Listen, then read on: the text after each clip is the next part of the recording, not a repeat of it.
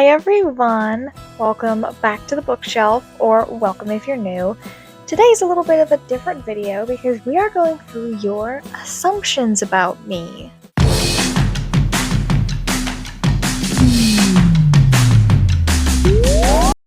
I'm Grace. Nice to meet you. I have a bookshelf and I like to read what's on my bookshelf. And I like to talk about it. And that's where you come in. And I have TikTok and Instagram, and I put out that I was going to be doing a reaction video to assumptions about me. I've seen a lot of people do those videos, and I was so desperate to do one that I was like messaging people being like, can you please, I really want to do it. So now I'm doing it. So we are going to be reacting to those together. So grab your stuff, grab a snack, get some water, and let's go through some assumptions. Some of these are quite funny. So we'll start out with a really cute one. Some of these people are like so sweet on Instagram sometimes, and then other times like the weirdest people you've ever met. It's one or the other. There's no in between. So at Full Metal Pilot, which is one of my best friends, Eric, actually. My hand looks huge when I have it like this. Okay, focus, Grace. So, Full Metal Pilot on Instagram, excellent cosplayer, by the way, said a brilliant author with a bright future and vast writing knowledge, which is just the sweetest thing. Eric and I have been friends for like so long by now. It feels like 10 years. Has it been 10 years? It hasn't been 10 years, but it will be at some point in 10 years. I am an author, actually. I have a book called Our Pandemic that I have a story in. I wrote a story when I was like 16. It was about quarantine, weird shortages of toilet paper, and how daily walks were the best part of our days. And I wrote the story, and they wanted to put it in with everyone else's, which I did not picture happening. So that was very thrilling. So that was my first real publishing credit. But it's very sweet that he said that. So if you're watching, thank you very much. And then Candace said, you play an instrument or sing. I feel like you can read music. That's actually really funny because I have never talked about my musical history on social media, like writing stuff at all. But before I was a writer, actually, tangent, Grace's past life, like before y'all knew me, I was actually lead guitar in a middle school rock band. I had a blue Les Paul. I will try to insert a picture. If I can find one, I'll put a picture up of myself. I know my mom took like 500, so I do have pictures, but I was a lead guitarist. I was like 12, and the guitarist at the time, she was like 15. Her fingers were much more developed to play the bar chords, and she actually moved away. So they needed a new guitarist. So then there was little 12-year-old me with my guitar, like, ooh, oh no. So I had to learn like all these songs that everybody else had known for years and years, and I had like a month to learn all of them, maybe 2 weeks, I don't remember. And then when I was also playing guitar, I sang, and I was classically trained. Now some of that, and I know this because I sing in the car by myself, I have lost some of the classical training. Maybe, I don't know, I'm not sure, but when I was 8, 7 or 8, I started taking singing lessons. An opera singer that lived nearby, and I was classically trained to sing. I sang in recitals, I sang songs in Italian, French, and I can read music. That part never went away. I can read music. I learned how to sight read. That was extremely difficult. And I'm left-handed, which means that a lot of pictures, people are like, oh, are you left-handed? And I was like, yeah. And then they're like, that's weird. And I'm like, okay, thank you. And one of my favorite buddies over on Instagram said, I assumed that you're more of a classic reader. Oh, that's interesting because I actually talk more about modern books on Instagram and TikTok, but I do have some rare editions that I've been flaunting lately of things like Edgar Allan Poe, Wrinkle in Time, editions that you can't really find anymore because I've tried to like get them as gifts for people and I can't find them. But I do have a deep history with classic books, and here's where it gets a little bit embarrassing. I went through a huge Shakespeare phase when I was like 8, and I read all of his books in the kids section, and then I read the unabridged versions that weren't in the kids section. And I just had this thing where I was just obsessed with Shakespeare, and I like read like the Bronte sisters. Like I read Jane Austen when I was 13 because I had this weird thing where like I believed that Jane Austen meant that you were an adult. So I thought 13 was pretty adult when I turned 13. So I was like, well, I'll just read Jane Austen when I turned 13. So I held off on Jane Austen for a while. But I read the Bronte sisters, I read Anne of Green Gables, and I read like some dark stuff when I was like 8 or 9. Because I was a really advanced reader and I wanted to read the classic books, which also meant that I talked like a 500-year-old man. So, if you're ever wondering what it was like to be friends with me when I was little, it was mostly me begging you to act out Shakespeare plays with me, using costume supplies from my dress-up box. So, next one. Then Quinn actually loved a lot of these. I think Quinn said, "Fearless is your favorite album from Taylor." Oh, nope, not even close. But a little bit close because actually, Fearless contains the first music video that I ever saw of Taylor's that made me a fan. So, a little bit of Swiftie history. When I was 13, I became a Swiftie, the golden age, the perfect time to. And basically, my mom found the Love Story music video. And I had listened to her songs before, like I'd heard them on the radio, but I saw it as like you would any song on the radio where you're like, oh, that's good, but you're not investigating the artist to become a fan, you know? So my mom sort of nudged me, and she wasn't a Swiftie either, but she liked her music. And so she was like, oh, well, let me pull up a music video for you that I remember was really popular like 15 years ago or something. So she pulls up Love Story. And I absolutely fell in love with it. And I was obsessed with the Mine music video. Like for months, I would have my mom pull it up on her phone during dinner so I could watch it, and everyone else had to as well. It was obnoxious, but I was a huge Swiftie. I got all the little books and magazines and was obsessed with knowing like as much about her as humanly possible. Um, but it wasn't like creepy because I was 13 and I was like, I had little pigtails and like little friendship bracelets. So Fearless is a very special album to me, but my actual favorite album is 1989 because I feel like it represents my personality the most.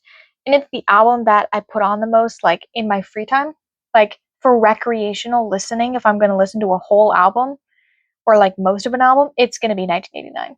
Welcome to New York is my favorite song of hers, has always been and always will be. I tend to be a naturally independent person, and I love like cities, and I love the aesthetic and energy of the album, so it's my favorite one of hers. 1989 Taylor's version, I should say, because the bonus songs obviously are fabulous. Comment what your favorite one is, and we'll chat. And then, she also said, you do crocheting. Nope, I don't crochet. So I have a dog. He's actually napping right next to my chair. You can't see, but he's napping. And I don't crochet because he likes to get into my craft supplies, so I have to make sure they're all like boxed up. Also, should I get into crocheting? Now I'm thinking about it, and I'm like, I have heard a lot of people talking about crocheting, especially on TikTok. Now I'm thinking I should maybe get into crocheting. I know nothing about crocheting, so I'm gonna have to do some serious research if I want to get into this, because it will become my personality.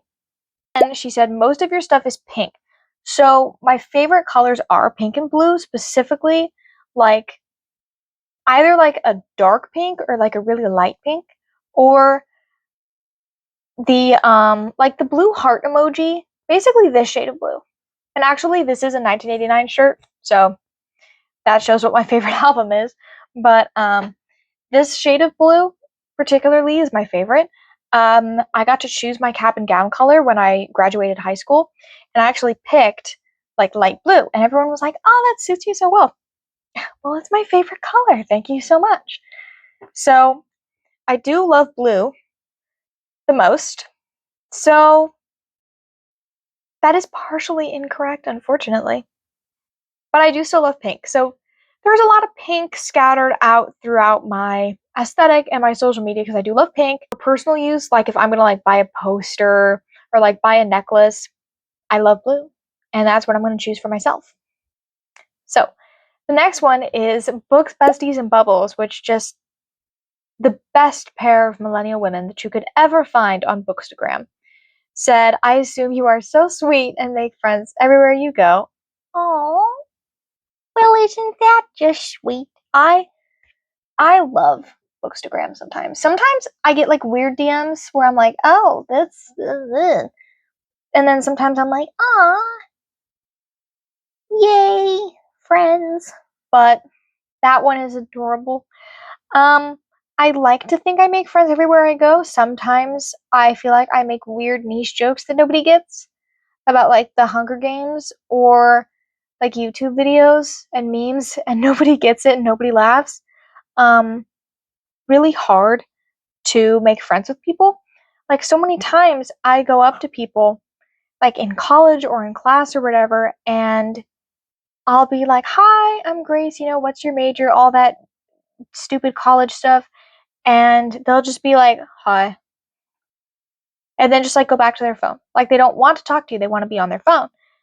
So, I'd like to think I make friends everywhere I go. I try to be friendly everywhere I go, but sometimes that depends on the people and that's a little bit tougher, but I am a naturally happy person, so I like to think that I am a positive energy in the world. And ooh, the next one. I got distracted. Okay, Sid Reed said, "You seem like you're super creative."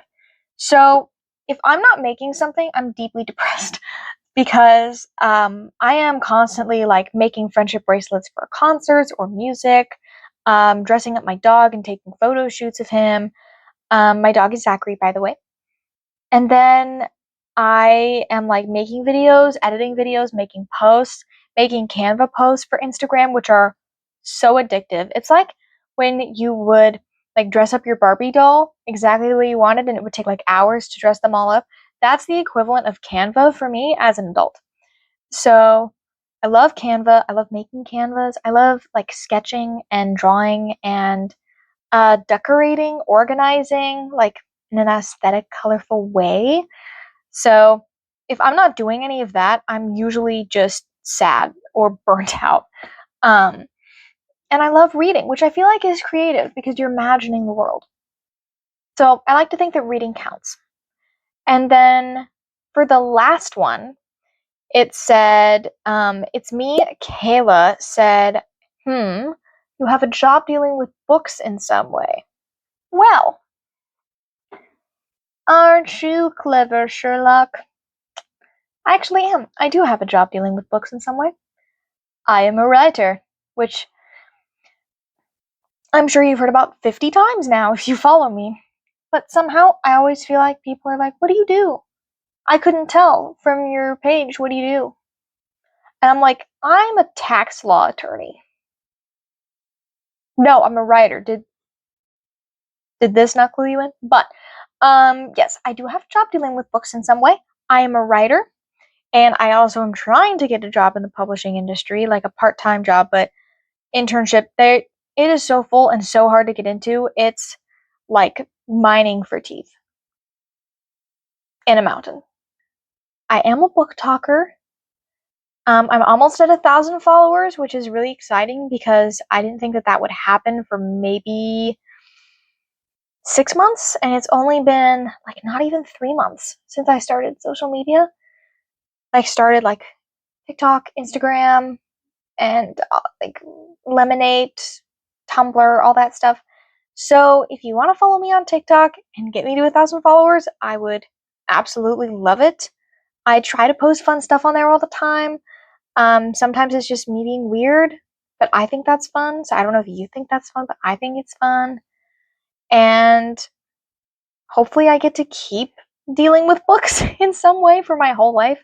My dream is to have a library with a rolling ladder, and have like my own personal library. And when I say personal, I mean like, if I get married and the fella also reads, he's gonna have to have his own library or his own like shelf in the library. That's like, our books can't like sit together on the shelf; they need to be separate.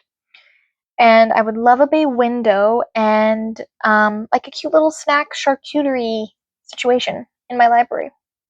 So thank you so much, everyone, for submitting the responses. I love doing these, and I love these like community poll videos. And I feel like you got to learn a little bit more about me, and I got to learn a little bit more about what people think of me. I was expecting at least one weird submission from a 50-year-old man, but that did not happen. So, yay. And thank you so much for coming back to the bookshelf to hang out with me. I'm Grace, and if you would like to subscribe, I would love for you to subscribe. I can't force you, but I can strongly encourage. So if you want to like and subscribe, maybe leave me a little comment down below if you have any questions or other things that you want me to cover. The social media, Instagram, TikTok, so you can be included in things like this and community polls, and that's where I get my video requests, like submissions and testimonies. So if you want to follow me on there, I would absolutely love it. And thank you so much for submitting, everyone. And I had a great time doing this. Video done. And I will see you next time, and thank you for coming back to the bookshelf. Bye!